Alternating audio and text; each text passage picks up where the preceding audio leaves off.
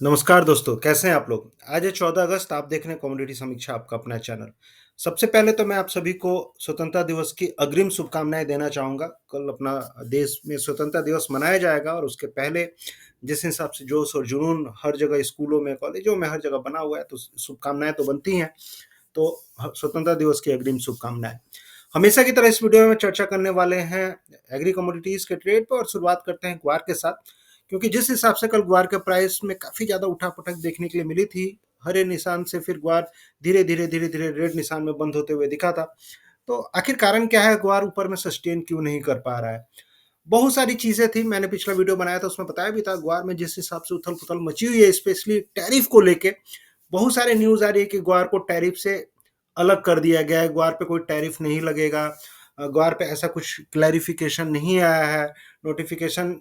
लेकिन मेरे ही हिसाब से अभी तक कोई ऐसा नोटिफिकेशन चाहे ऐसा कोई क्लैरिफिकेशन नहीं है कि अमेरिका ने जो 50% का टैरिफ लगाया है इंडिया पे, वो ग्वार पे नहीं लगेगा। मन में बहुत सारे संशय, बहुत सारी अनसर्टेनिटी और अनिश्चितताएं मार्केट में बनी है, जिसके चलते ग्वार में लगातार गिरावट जारी है। बारिश के हिसाब से देखेंगे तो बारिश वेस्टर्न राजस्थान में अच्छी खासी हो भी रही है और एरिया वाइज भी अगर आप देखेंगे तो पिछले साल के कंपेयर में जो एरिया गवर्नमेंट के आंकड़े आ रहे हैं, मेरे आंकड़े नहीं, गवर्नमेंट के आंकड़े के अनुसार से अच्छे खासे नंबर्स निकल के आ रहे थे। 23 लाख हेक्टेयर के आसपास मैं देख रहा था और लगभग पिछले साल के कंपेयर में उतने ही नंबर हैं, थोड़े से ज़्यादा ही गवर्नमेंट दिखा रही है।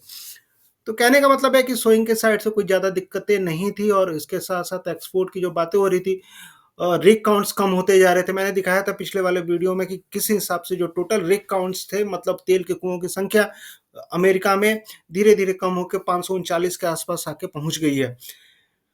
बहुत सारी चीज़ें, ये सारी चीज़ें ग्वार को लगातार प्रेशर में बनाई हुई थी और जिस हिसाब से कल भाव देखे थे हमने जोधपुर मार्केट में 5205 के आसपास ग्वार के भाव बंद होते हुए दिखे थे। ग्वार गम 9860 के आसपास बंद होते हुए दिखा तो कहने का मतलब है कि आप देख सकते हैं कि ग्वार सीड में लगभग 0.7% की गिरावट देखने के लिए मिली और ग्वार गम में लगभग 0.4% की गिरावट देखने के लिए मिली। तो ओवरऑल नेगेटिव ट्रेड बनते हुए दिखा था और लोगों को लग रहा है कि ग्वार बहुत ज़्यादा नीचे जा सकता है। लेकिन मैं आपको एक चीज़ आगाह करना चाहूँगा कि जिस हिसाब से ग्वार के प्राइस गिर रहे हैं, जो लोग पहले से रखे हुए हैं, जो स्टॉकिस्ट हैं, उनने काफ़ी नीचे का भी लेवल झेला है और नहीं निकाला है माल। तो आपको क्या लगता है इन स्तरों पे वो लोग माल निकालेंगे? नहीं निकालेंगे, ठीक है? तो सप्लाई डेफ़िनेटली आगे चल के कम रहने वाली है और ये जो 2 महीने हैं, ये 2 महीने काफ़ी ज़्यादा निर्णायक रहने वाले हैं, स्पेशली अगस्त और सितंबर। अगर इन 2 महीनों में अगर माल निकलता है तो ठीक है, अगर नहीं निकला तो फिर देखते हैं। लेकिन मुझे ऐसा लगता है कि जिस हिसाब से अभी सोइंग को लेके बातें हो रही है, क्योंकि बहुत सारे किसानों का, बहुत सारे लोगों का मानना है, बहुत सारे जानकारों का मानना है कि गवर्नमेंट के ये जो नंबर आ रहे हैं, ये टोटली फर्जी नंबर है और गवर्नमेंट के का नंबर अगर साइड में रख दिया जाए तो ग्वार का एरिया इस साल काफ़ी ज़्यादा कम हुआ है। मूंग के साइड में काफ़ी ज़्यादा बिजाई बढ़ती हुई दिखी है इस साल, स्पेशली दलहन के साइड में, और उसका असर आपको आगे चल के ग्वार पे देखने के लिए मिल सकता है। तो देखते हैं क्या रहता है, लेकिन लेवल के हिसाब से भी मैं देख रहा था, लेवल के हिसाब से मार्केट बहुत जल्द ही सपोर्ट लेने वाला है। अगर आप चार्ट के हिसाब से जाएँगे और चार्ट की बात करेंगे, हमेशा से मैं बोलता हूँ, कल पिछला वीडियो मैंने बनाया था उसमें मैंने आपको क्लियर कट संदेश दिया था कि 5200 के आसपास मार्केट सपोर्ट लेते हुए दिख रहा है और वास्तव में अगर आप देखेंगे, ये जोधपुर मार्केट का चार्ट है, इसके हिसाब से आप देखेंगे तो मार्केट यहाँ पे कहीं पे 5200 के आसपास पिछले काफ़ी, ये वीकली चार्ट है, वीकली चार्ट का ये जो सपोर्ट है, ये बना हुआ है। मान लीजिए इसके नीचे अगर मार्केट निकल जाता है 5200 के नीचे, ठीक है, तो ये जो लेवल है इसके नीचे मान लीजिए सपोज मार्केट ने तोड़ दिया, तो जो नेक्स्ट सपोर्ट आ रहा है ये ट्रेंड लाइन के आसपास से 5135 5140 के आसपास आ रहा है। तो कहने का मतलब है कि जोधपुर मार्केट का जो मेजर सपोर्ट अभी के लिए रह सकता है 5140 के आसपास, ठीक है, 5140 से 5150 के आसपास रहना चाहिए और यहाँ से मार्केट घूमते हुए आपको दिख सकता है। बहुत सारे फंडामेंटल मैं आज बात नहीं करने वाला हूँ, बस टेक्निकल थोड़ा सा मैं आपको बताऊंगा कि किस हिसाब से मार्केट में संभावना बनती हुई दिख रही है।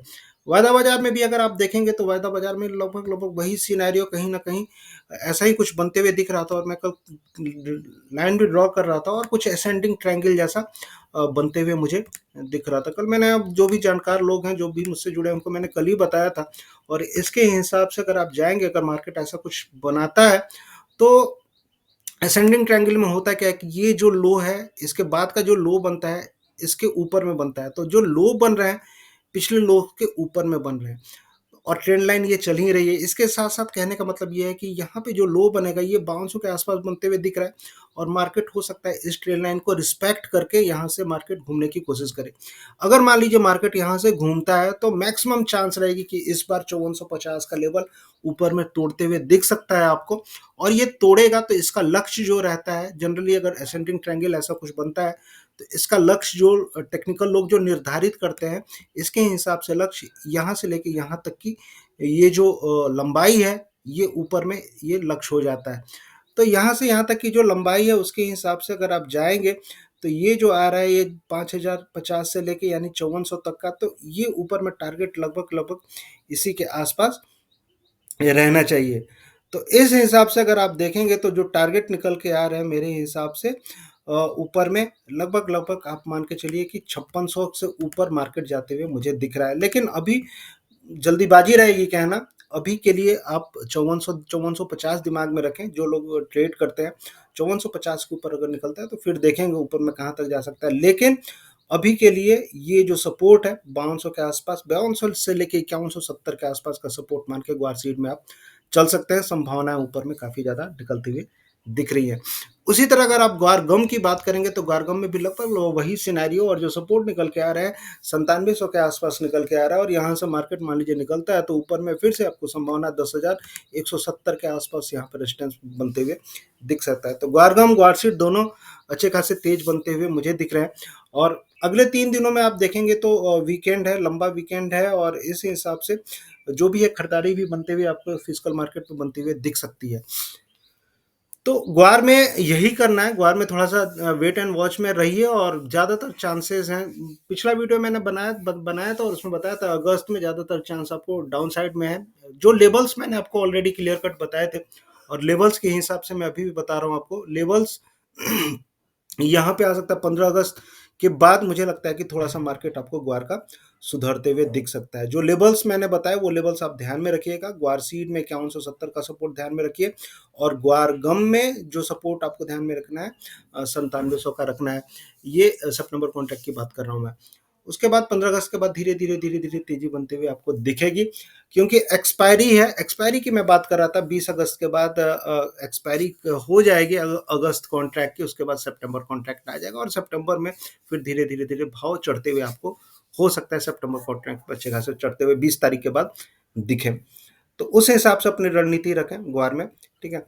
अब बात कर लेते हैं थोड़ा मसालों के ऊपर और मसालों में जिस हिसाब से मार्केट अभी चल रहा है, हल्दी में कल अच्छी खासी शॉर्ट कवरिंग देखने के लिए मिली थी और अगस्त कॉन्ट्रैक्ट जिस हिसाब से चढ़ते हुए दिखा था, अक्टूबर कॉन्ट्रैक्ट भी 13,500 के आसपास आप हल्दी में आते हुए दिखा था। अगर आप बात करेंगे तो हल्दी में जो टोटल फोकस बना हुआ है, अभी जो एरिया है आपके मराठवाड़ा में, तेलंगाना में, वहाँ पे वो एरिया कैसा है उसके ऊपर है। सोइंग कैसी है, क्रॉप कैसी है, उसकी सोइंग तो खत्म हो चुकी है लेकिन क्रॉप की अगर आप बात करेंगे तो काफ़ी ज़्यादा बारिश का अनुमान स्पेशली विदर्भा रीजन में वो एक खतरे का संकेत है और जिस हिसाब से तेलंगाना में बारिश गिरी है, अभी आप देख रहे होंगे न्यूज़ में भी कि हैदराबाद में बाढ़ की स्थिति, रोडों पे इतना सारा पानी, तो सिर्फ हैदराबाद ही नहीं आसपास के जो इलाके हैं स्पेशली हल्दी जहाँ पे बोई जाती है उन इलाकों में भी काफ़ी ज़्यादा पानी गिरा है और थोड़ी बहुत न्यूज़ भी आ रही है क्रॉप डैमेज की। अभी मैं बारिश का अनुमान के हिसाब से देख रहा था, बारिश का अनुमान अगर आप देखेंगे तो ओवरऑल आप देखेंगे तेलंगाना विदर्भा की पहले बात कर लेते हैं और विदर्भा में आप देखेंगे डार्क ब्लू, इसका मतलब ये होता है कि काफ़ी ज़्यादा बारिश की संभावनाएं विदर्भा में दिखाई जा रही है और जिसके चलते क्रॉप डैमेज की समस्या आपको विदर्भा में बनती हुई दिख सकती है। वही हाल मराठवाड़ा में भी है बारिश अच्छी खासी लेकिन विदर्भा में काफ़ी ज़्यादा बारिश दिखाई जा रही है और ये कब तक का आंकड़ा है, ये आपको अगले 7-8 दिनों का मान के चलिए 19 अगस्त तक का दिखाया जा रहा है।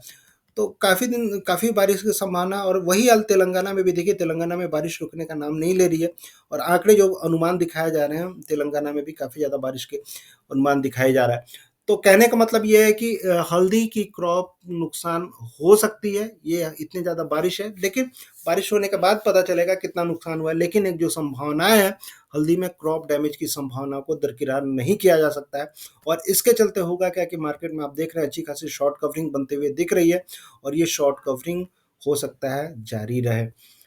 अभी आगे चल के स्टैगर्ड डिलीवरी पीरियड स्टार्ट हो जाएगा 5 दिन के बाद, और जो भी पोजीशंस हैं अभी, जो छोटे पोजीशंस होते हैं, स्पेकुलेटर्स के पोजीशंस होते हैं, वो सब मार्केट पार्टिसिपेंट अपने पोजीशन कट करेंगे। और आज का दिन काफ़ी ज़्यादा इंपॉर्टेंट अगर आप देखेंगे हल्दी के लिए चाहे अन्य कमोडिटी के लिए रहने वाला है, क्योंकि एक्सपायरी से पहले पोजीशंस काफ़ी ज़्यादा कट करते हैं। तो देखते हैं हल्दी में क्या है संभावना। नीचे में जो सपोर्ट निकल के आ रहा है आप देखेंगे, ये मूविंग एवरेज के आसपास 13,200 का सपोर्ट रहेगा। इसके नीचे मार्केट अगर निकलता है तो फिर थोड़ा सा दिक्कत रहेगा। लेकिन एक चीज़ मैं आपको बताऊं, जो मैं काफ़ी दिन से बोल रहा था कि मार्केट 12,300 तक जा सकता है। तो कल मैं देख रहा था अगस्त कॉन्ट्रैक्ट में मार्केट गया भी था, और कल पता है आपको कल कितना लो बना था?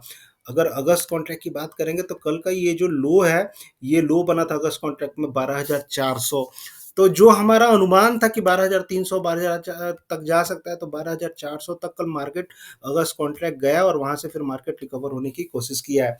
तो हल्दी में आज भी शॉर्ट कवरिंग कवरिंग की प्रबल संभावना है, और जो सपोर्ट निकल के आ रहा है 13,200 के आसपास आ रहा है। अगर 600 के ऊपर मार्केट निकल बैठ जाता है, 13,650 के ऊपर अगर हल्दी का मार्केट बैठता है, तो संभावना आपको 14,000 तक की बनती हुई दिख रही है।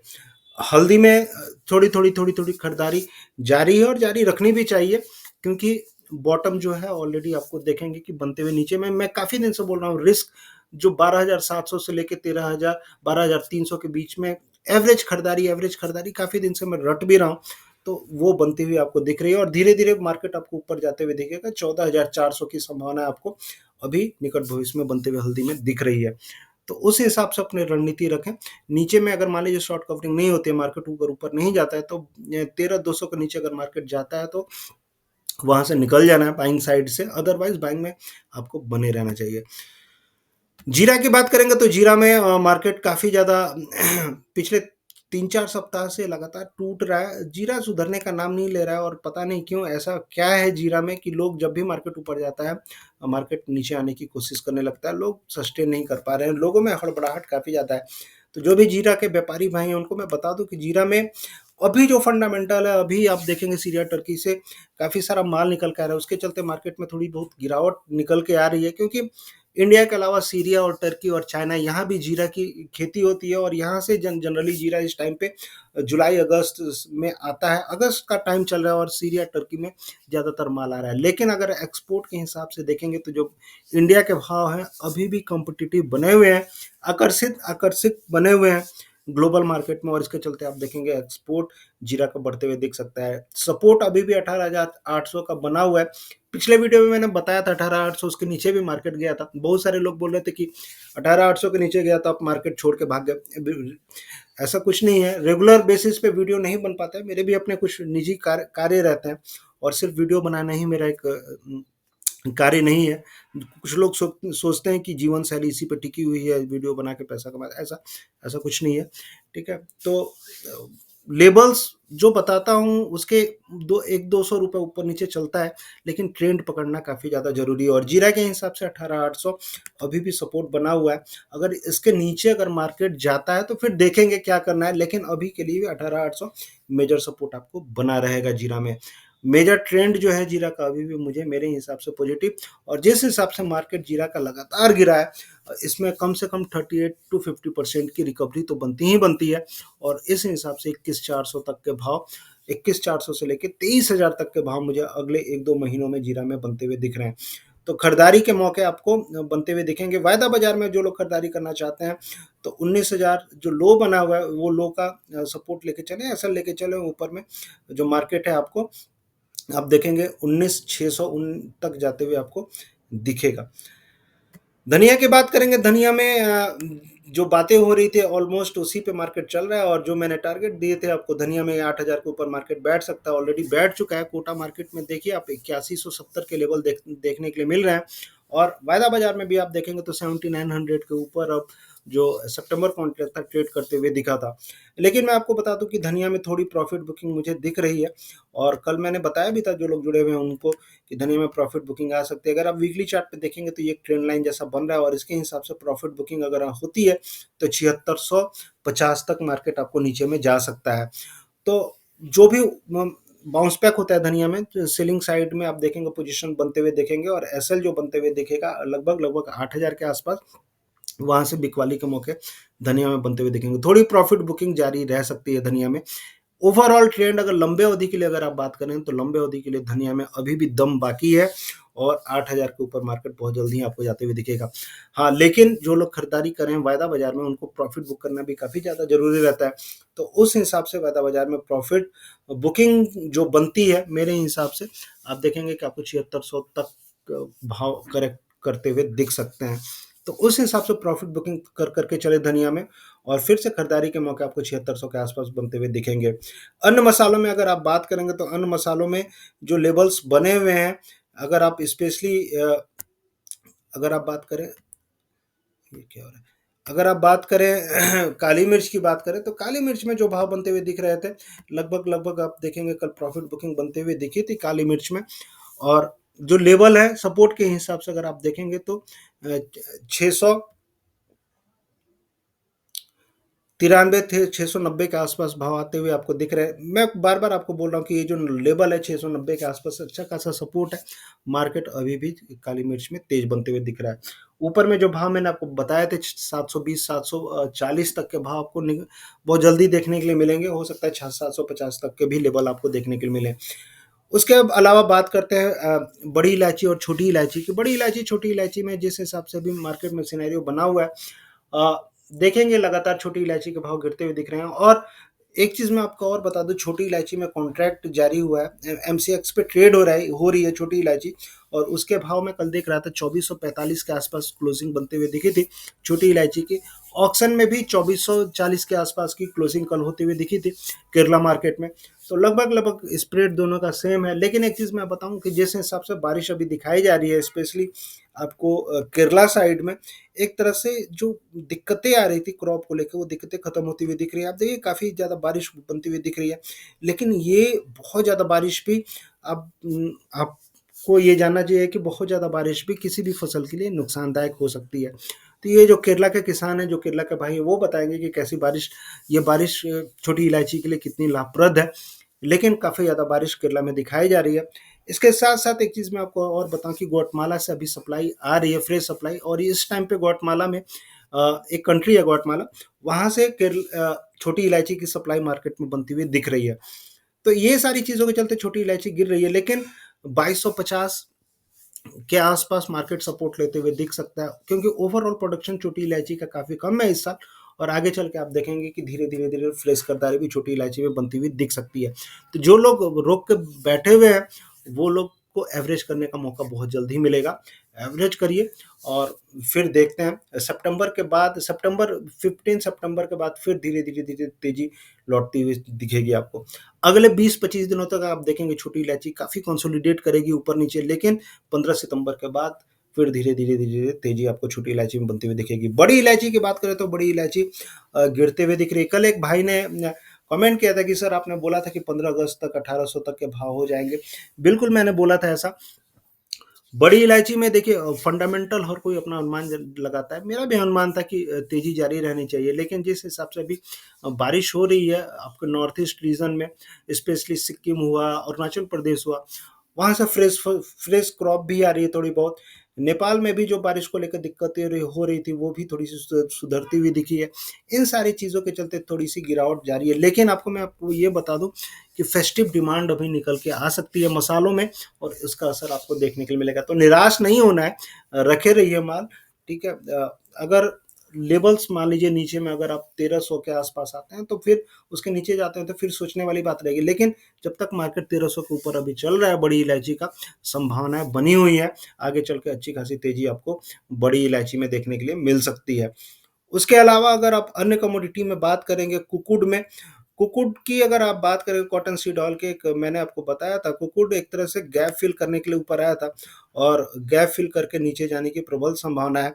और कुकुड एक ऐसी कमोडिटी है कि ये डेरिवेटिव है, इसका फंडामेंटल है कॉटन के आसपास चलता है। अब ये देखिए ये कैसा कैंडल बना हुआ है। ऐसा कैंडल जनरली टॉप पे जब बनता है तो कि ये रिवर्सल कैंडल रहता है। और उसके साथ साथ अगर आप देखेंगे वीकली चार्ट पे, तो वीकली चार्ट पे मैं आपको दिखाऊं कि ये एक तरह से गैप फिल करने के लिए आया था, ये जो गैप था। और इसको ये इतना बड़ा सा ये जो गैप है, इसको फिल करने के लिए आया था और ये गैप फिल करके मार्केट यहीं से जा रहा है और हो सकता है कि नीचे मार्केट आपको फिर से करेक्शन बनते हुए दिखे। तो मुझे लगता है कि कुक्कुट में जो रेजिस्टेंस ऊपर में 3400 के आसपास रहेगा। 3400 का एसएल देकर वहां से आप देखेंगे सेलिंग पोजीशंस बनते हुए आपको कुक्कुट में दिख सकते हैं। तो बहुत ज़्यादा एग्रेसिव बाइंग अभी के लिए कुक्कुट में आपको नहीं करनी चाहिए। कैस्टर की बात करें तो कैस्टर में भी लगातार गिरावट जारी है और मूविंग एवरेज के आसपास कैस्टर के भाव ट्रेड करते हुए दिख रहे हैं। लेकिन कैस्टर में आपको मैं बता दूं कि जो लेवल मैंने आपको बताए थे 6500 के आसपास, मुझे लगता है कि 6500 के आसपास मार्केट आपको आते हुए दिख सकता है। 6500 से लेके 6450 तक ये सपोर्ट कैस्टर सीट में रहेगा। उन स्तरों से आपको खरीदारी के मौके बनते हुए दिख सकते हैं। यहाँ पे जब मार्केट चल रहा था और जब मैं सेल बोल रहा था, बहुत सारे लोग बोल रहे थे कि आप कैस्टर में गलत हो गए हैं, मार्केट 7400 जाएगा, 7500 जाएगा। तो ऐसा कुछ नहीं है। लेवल्स जो है टेक्निकल के हिसाब से पता चल जाते हैं और कैस्टर में जो लेवल बन रहे हैं मेरे हिसाब से 6450 के आसपास बन रहे हैं। तो उस हिसाब से आपको कैस्टर में अपनी रणनीति रखनी चाहिए।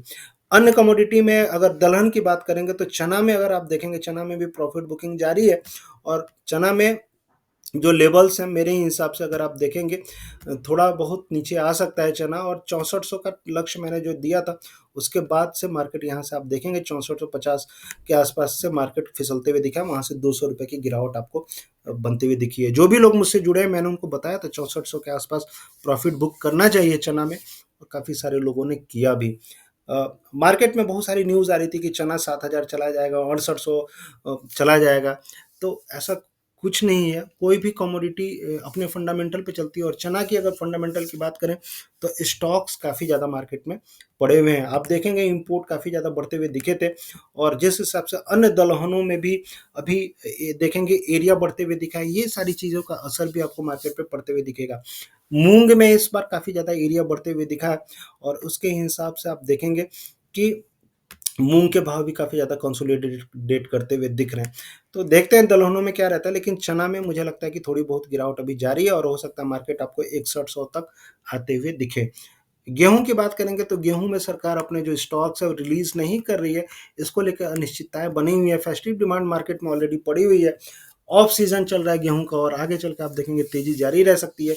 और जो लेवल्स मैंने आपको बताए थे गेहूं में ऑलरेडी मार्केट उसके अकॉर्डिंगली चल रहा है और 3000 तक के लेवल आपको गेहूं में बनते हुए दिख सकते हैं। वही हाल जौ में भी थोड़ी बहुत गिरावट के बाद मार्केट सुधरते हुए दिखेगा 50-60। लेकिन ये जो कंसोलिडेट हो रहा था मार्केट इसके ऊपर चल रहा है। लेकिन आप ये देखिए रेजिस्टेंस के हिसाब से भी अगर आप देखेंगे तो जौ में लगभग लगभग 2400 के आसपास मार्केट आपको रुकते हुए दिख सकता है।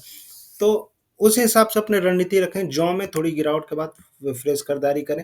इन स्तरों पे एग्रेसिव होकर खरीदारी नहीं करनी चाहिए। गेहूं में अभी सपोर्ट बनते हुए दिख सकता है। गेहूं में आप देखेंगे ये जो लेवल आते हैं आपको 2800 के आसपास, 2750 के आसपास, यहाँ पे फिर से खरीदारी करें और ऊपर में 3000 तक के भाव आपको गेहूं में बनते हुए दिख सकते हैं।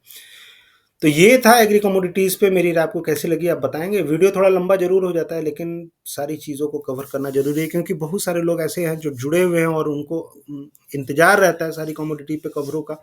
तो मैं जो भी लोग मुझसे जुड़े हैं उनकी रिस्पेक्ट करता हूँ मैं और मुझे पता है वो लोग मुझसे क्यों जुड़े हैं। अगर आप नहीं जुड़े हैं तो आप जुड़े और इस तरह के वीडियोस के लिए और इस तरह की जानकारी के लिए मैं आते रहूँगा, आपको बताते रहूँगा। जिनको देखना वो देखेंगे क्योंकि उनको पता है मुझे क्या देखना है। वो अपने अपने हिसाब से अपनी खबर इस वीडियो में खोज के निकाल के देख ही लेंगे। तो मिलते हैं और क्या चल रहा है हल्दी का हालचाल और क्या चल रहा है ग्वार का हालचाल आपके एरिया में। फसल कैसी है आप जरूर बताएंगे और डिमांड के साइड से जीरा में क्या संभावनाएं निकल रही है आप जरूर कमेंट करेंगे। और देखते हैं मिलते हैं फिर नेक्स्ट वीडियो में। तब तक के लिए थैंक यू, जय हिंद, धन्यवाद।